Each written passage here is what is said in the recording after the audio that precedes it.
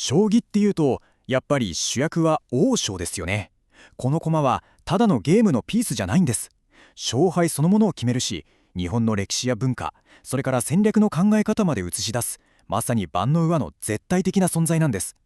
今回はこの王将っていう駒がどれだけ奥深いのか、その謎と魅力に迫っていこうと思います。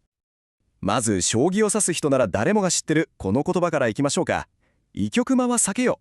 そう、王様が最初の位置にじーっと座ったままっていうのはもうね、めちゃくちゃ危ないんですよ。ほとんどどうぞ取ってくださいって言ってるようなもんですからね。この一言に王様っていう存在がいかに危険と隣り合わせか、将棋の緊張感が凝縮されてるんです。じゃあそもそも将棋ってどんなゲームなのかっていうところから見ていくと、過去が陣地を取り合うゲームだとしたら、将棋はもっと直接的で、まあ言ってみれば王様を殺すゲームなんです。目的はたった一つ、相手の王を罪の状態にすること。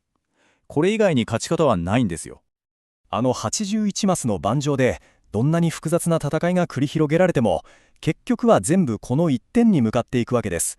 そう、相手の王様を捕まえること。王将って別に最強の駒ってわけじゃないんですよね。でも間違いなく一番大事な駒。この駒の存在がゲームの全てを決定づけるんです。さて、ここからがね、将棋のすっごく面白いところなんですけど、王将って実は王将と多極将っていう2つの名前があるのご存知でした？これなんでだと思います？この謎を解くと日本の文化とか歴史まで見えてくるんですよ。動きは全く同じなのに、実はこの2つちゃんと序列があるんです。面白いですよね。格上、つまり段位とか年齢が上の人が王将を使って、格下の人が極将を使うっていうのが習わしなんです。王は絶対的な支配者ですよね。で、極は貴重な宝石みたいな。だから将棋って対局が始める前から駒を並べる時点でもう礼儀とか敬意を表す儀式が始まってるってことなんですね。この王様の駒のルーツをたどると、これがまた壮大な旅をしてるんですよ。元は古代インドのチャトランガのラージャ。これが中国に伝わると、皇帝は一人しかいないだろうってことで将軍に名前が変わるんです。で、日本にした時も同じ。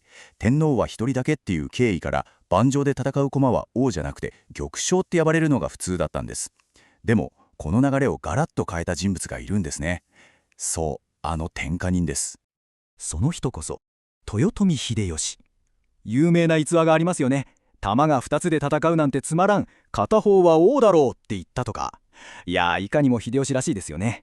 天下を取った自分からすればトップは1人しかいないと。この彼の絶対的な考え方が将棋に王と玉っていうはっきりとしたランク付けを持ち込んだと言われてるんです。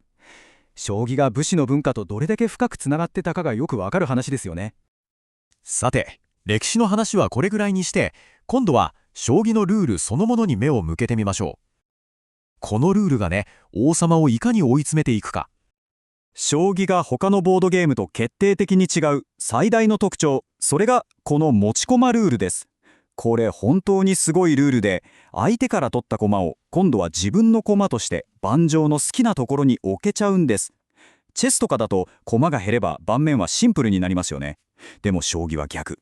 取られた駒が次の瞬間には裏切り者というか最強の暗殺者になっていきなり盤上に復活するんですから。怖くないですか？だからどうなるかっていうと、王様の周りにある何もないマス目全部が危険地帯になるんですよ。上からも後ろからも横からもどこからでもいきなり敵の駒がここに打ちますって現れる可能性があるんですよ。つまり将棋の王様はもう四六時中360度どこからでも攻撃されるかもしれないっていうプレッシャーにさらされ続けてるんです。本当に休まる場所なんてどこにもないんですよ。で、もう一つ、将棋の奥深さを示すルールがあって、それが打穂詰めの禁止。持ち駒の一番弱い駒、歩を打って相手を罪にするのはダメ。反則負けなんです。これ不思議だと思いませんか？なんでかっていうと、一説には一番弱い駒をポンと置くだけで勝負を決めるのは美しくない、武士の情けに反するっていう考え方があったからだとか。ただのルールじゃなくて、勝ち方にも美学を求める理本の文差が現れてますよね。チェスをやる方がご存知だと思いますけど、ステイルメイトってありますよね。動かせる駒が一つもないけど大手はかかってないみたいな状況。これ引き分けになるんです。つまり負けないっていう選択肢がある。でも将棋にはそれがない。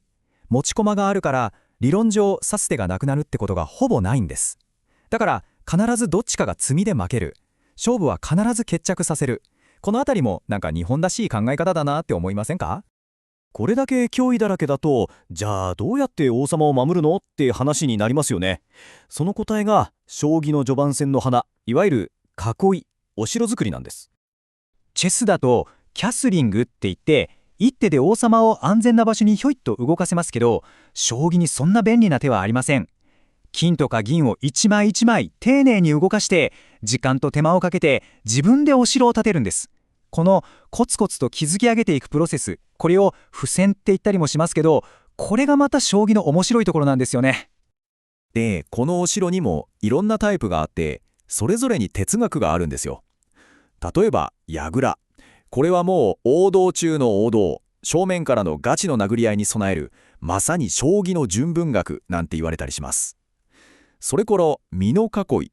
これは特に振り飛車っていう戦法でよく使われて、手軽に組めるのに横からの攻撃に強いっていうすごくバランスのいい囲いですね。そして極めつけが穴熊。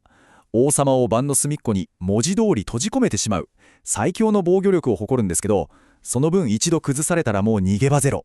超ハイリスクハイリターンな戦法なんです。ところがです。現代の AI 将棋はこのとにかく固く囲うっていう常識を根本からひっくり返したんですよ。AI の恐ろしい計算力にかかれば、どんなに完璧に見えるお城でも必ずどこかに弱点があるってことが分かってしまった。だから AI が選ぶのはガチガチの要塞じゃなくて、全体のバランスが良くて、いざという時に王様が逃げられるルートが確保されているような陣形なんです。絶対的な安全じゃなくて相対的な安全。藤井聡太さんの将棋なんかを見てるとまさにそうですよね。王はもうただ守られるだけの存在じゃないんです。AI が示したこの新しい価値観。王は守られるだけじゃなくて、むしろ盤面全開をコントロールするアクティブな駒なんだと。この考え方が一番はっきり現れるのが将棋の終盤戦。なんと王様自らが戦いに参加するっていうとんでもない展開があるんです。その代表的な戦法がこれ入玉です。自分の王様が敵陣のしかも一番奥の3段目まで入っちゃうこと。将棋の駒って前に進むのは得意だけど後ろに下がるのが苦手な駒が多いんですね。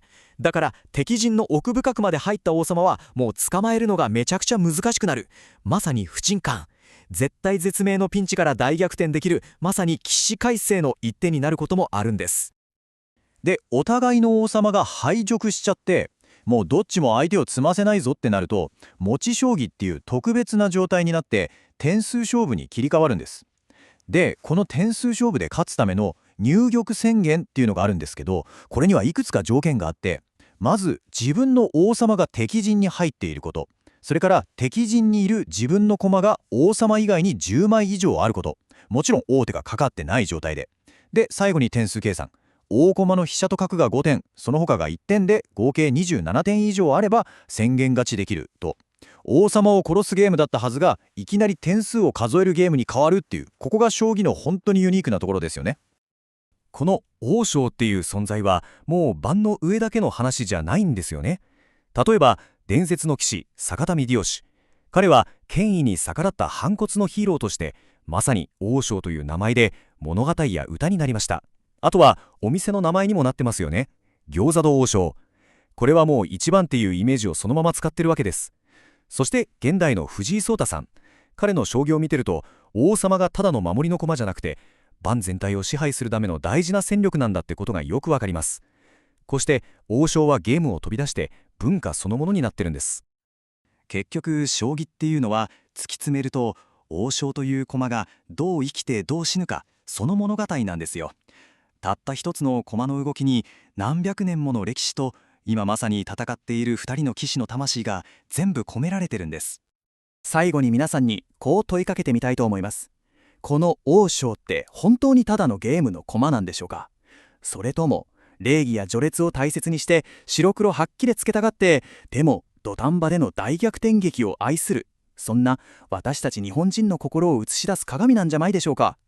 その答えはもしかしたら皆さんが次に盤を挟むとき見つけられるのかもしれませんね。